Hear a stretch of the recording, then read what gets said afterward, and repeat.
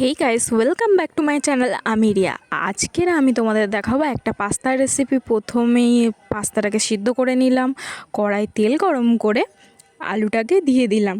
তো আলুটাকে দিয়ে আমি আলুটাকে লাল লাল করে ভেজে নেব। আঁচ পেয়ে গেছে, একটু নেড়ে নেব। নেড়ে নেওয়া হয়ে গেলে এবার হলুদ নুন দিয়ে একটু নাড়িয়ে নেব। তো আমার আলু ভাজা হয়ে এসছে। কড়াই ফের তেল দিয়ে ডিমটাকে ভুজিয়া করে নেব। এদিকে আমার ডিম ভুজিয়া হয়ে গেছে। ফের কড়াই তেল দিয়ে পেঁয়াজ কুচি দেব, লঙ্কা কুচি দেব, রসুন কুচি দেব। লঙ্কা কুচি দিয়ে তাতে দিয়ে দেব হলুদ গুঁড়ো দিয়ে নেড়ে আমার পাস্তাটাকে সিদ্ধ পাস্তাটাকে দিয়ে দেব। ভাজা আলু আর ডিমের ভুজিয়াটাকে দিয়ে দিয়েছি। এবারে নাড়িয়ে নেব। তো নাড়িয়ে নেওয়ার পরে দিয়ে দেব মশলাটা।